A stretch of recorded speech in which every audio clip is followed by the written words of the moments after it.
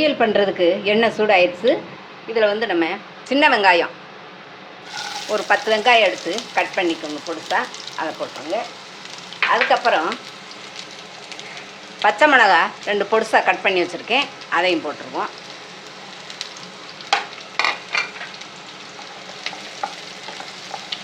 இது கொஞ்சம் நேரம் எண்ணெயில் இப்படி நல்லா வதக்கிக்கோங்க. வெங்காயம் நல்லா கொஞ்சம் நேரம் மாறட்டும்.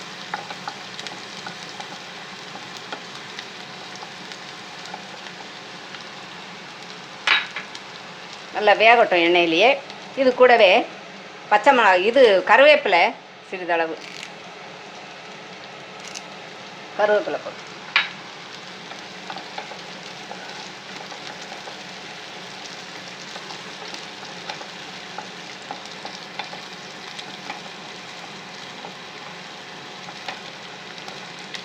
அடுத்து 2 பீர்க்கங்காயை நல்லா தோலை நீக்கிட்டு சுத்தம் பண்ணி எடுத்து வச்சுருக்கேன். நீங்கள் வந்து கட் பண்ணும்போதே கொஞ்சம் நாக்கில் வச்சு நக்கி பார்த்துக்கோங்க, ஏன்னா ஒவ்வொரு பீர்க்கங்காய் கசப்பாக இருக்கும். பார்த்துட்டு அருங்க. அடுத்து வந்து பீர்க்கங்காயை போடுவோம்.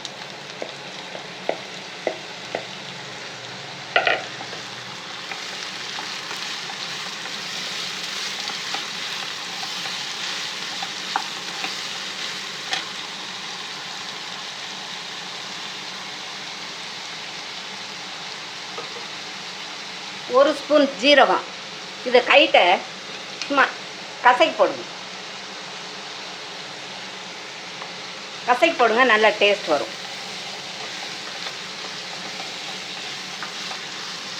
உப்பு கல் உப்பு தான் போட போகிறேன், ஏன்னா பீர்க்கங்காய் வந்து நேரம் ஆக ஆக தண்ணி விட்டு தான் அதே வேகும். தண்ணீர் விடக்கூடாது, தண்ணீர் விட்டு வேகும்.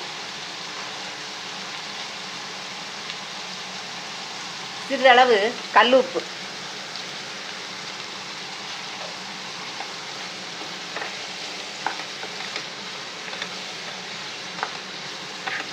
நல்லா கிண்டி ஒரு மூடி போட்டு மூடி வச்சுருவோம்.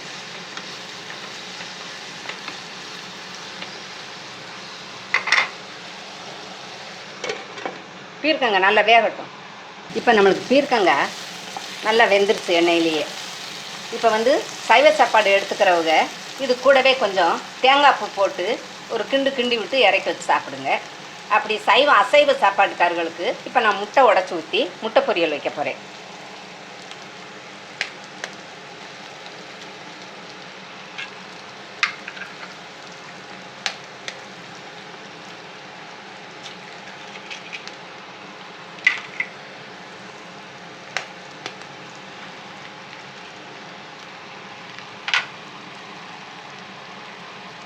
ஊற்றிருக்கேன்.